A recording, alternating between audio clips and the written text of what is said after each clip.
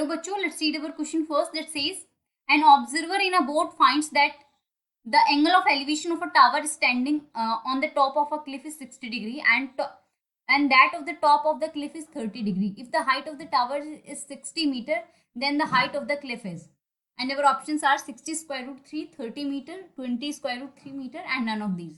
तो देखो, सबसे पहले हम इस क्वेश्चन का की कॉन्सेप्ट देख लेते हैं. The key concept for this question is कि अगर हमारे पास में कोई राइट एंगल ट्राइंगल है तो हमें पता होना चाहिए जो हमारी ट्रिग्नोमेट्री रेशोज होते हैं, suppose this is A B C, उनकी क्या क्या वैल्यूज होती है. तो अगर मैंने यहाँ पे मान लिया थीटा, तो हमारा टेन थीटा किसके इक्वल होता है? Perpendicular divided by base, that is A B divided by B C. So हम सिर्फ टेन की बात करेंगे इस क्वेश्चन में. एंड सो अब हम अपने क्वेश्चन को सॉल्व करते हैं. And our question is an observer in a boat. Suppose यहाँ पर हमारा कोई ऑब्जर्वर है जो कि बोट में बैठा हुआ है. Finds that the angle of elevation of a tower, एक टावर का एंगल ऑफ एलिवेशन है which is standing on the top of the Cliff. Suppose ये हमारी क्लिफ है एंड इसके ऊपर हमारे कोई टावर है. एंड सपोज ये हमारी एक लाइन है. एंड तो इस पर्सन ने देखा कि ये टॉप का जो एंगल है, टॉप ऑफ द ये टावर का जो टॉप पर एंगल है, ये कितना देखा इसने? 60 डिग्री. एंड जो हमारे क्लिफ के टॉप का इसने एंगल देखा कितना?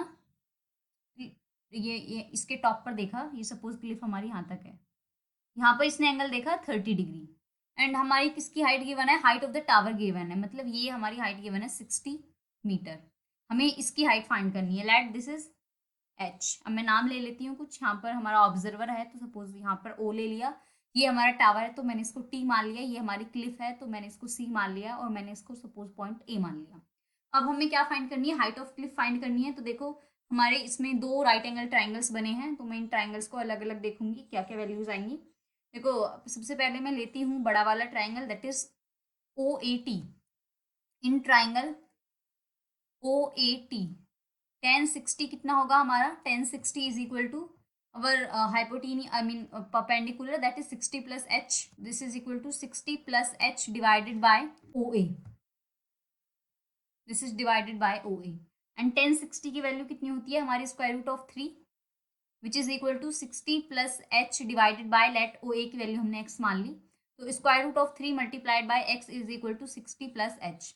Late call this equation number first. अब हम दूसरे ट्राइंगल की तरफ देखते हैं और हमारा दूसरा ट्राइंगल है OCA. मैंने दूसरा ट्राइंगल लिया. इन ट्राइंगल OCA हमारा 1030 क्या बनेगा? 1030 बनेगा हमारा height of the cliff divided by x. This is h divided by x.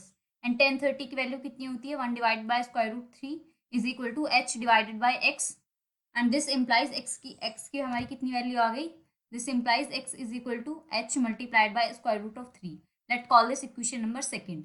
अब देखो ये जो इक्वेशन नंबर हमारी सेकंड है, ये x की वैल्यू है. अगर मैं इसको फर्स्ट में पुट कर दूं तो ये बनेगा हमारा ये हमारा बनेगा square root of 3x is equal to h plus 60 है. मैं यहाँ से x की वैल्यू पुट करती हूँ सेकंड इक्वेशन से, तो ये बनेगी square root of 3 multiplied by h square root of 3 which is equal to h plus 60. ये बनी हमारी 3h minus h is equal to 60. And 2h की वैल्यू कितनी बन गई हमारी? 60. तो हमारी h की वैल्यू कितनी आ गई? 30 मीटर. तो हमारी हाइट ऑफ क्लिफ कितनी आ गई? 30 मीटर. अब हम अपने ऑप्शंस को देखते हैं. So our option number B is the correct option for this question. Hope you understood it well. Best of luck. Thank you.